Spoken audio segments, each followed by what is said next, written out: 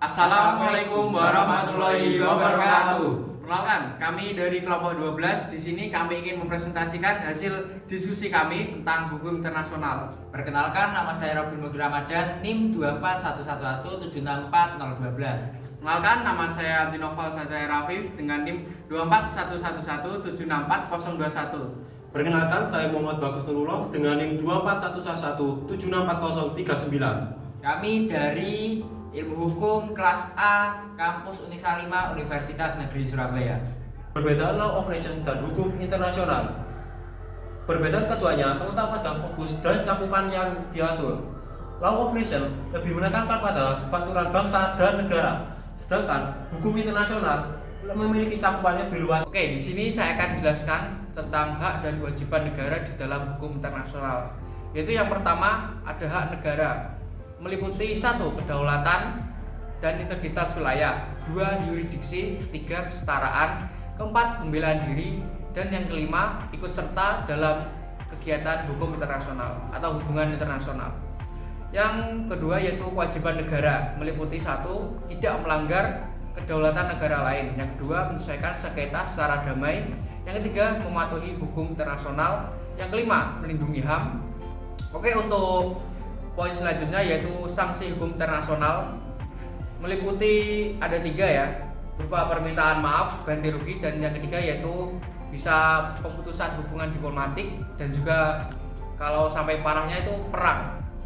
Nah, untuk selanjutnya itu ada subjek hukum, meliputi 1. Negara, 2. Organisasi internasional, 3. Palang Merah Internasional, yang keempat Tahta Suci Vatikan, kelima kaum pemberontak atau beligeransi, dan yang keenam ada individu. Unsur-unsur hukum internasional. Yang pertama ada subjek hukum. Pada subjek hukum internasional memiliki subjek hukum utama adalah negara. Negara harus memenuhi beberapa syarat, yaitu memiliki wilayah dan penduduk yang tetap, merdeka, berdaulat, dan mampu menjalin hubungan internasional. Individu dapat menjadi pendukung dan pelaku hak dan kewajiban internasional. Tahta Suci Vatikan. Tahta Suci Vatikan juga merupakan sebagai salah satu subjek hukum internasional, tertera pada traktat antara Italia dan Tahta Suci pada tahun 1929. Organisasi internasional. Organisasi internasional adalah perjanjian dari 2 negara atau lebih yang melakukan perjanjian. Contohnya adalah PBB dan ASEAN.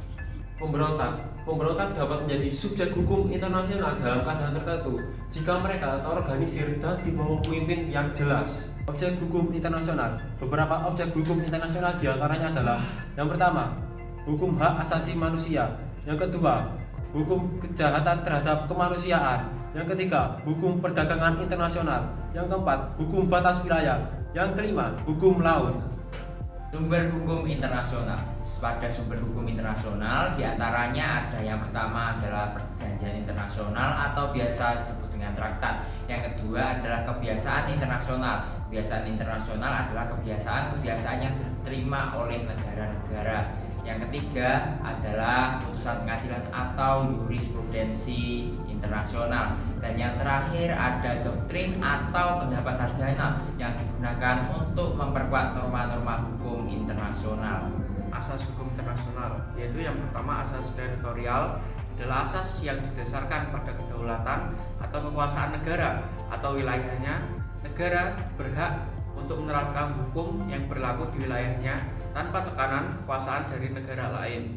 Kedua, yaitu asas kebangsaan, adalah asas yang menyatakan bahwa setiap warga negara akan selalu terikat dengan bangsanya dimanapun ia berada. Yang ketiga yaitu Pacta Sunt Servanda, yang bermakna setiap perjanjian internasional yang telah disepakati harus ditaati oleh seluruh pihak.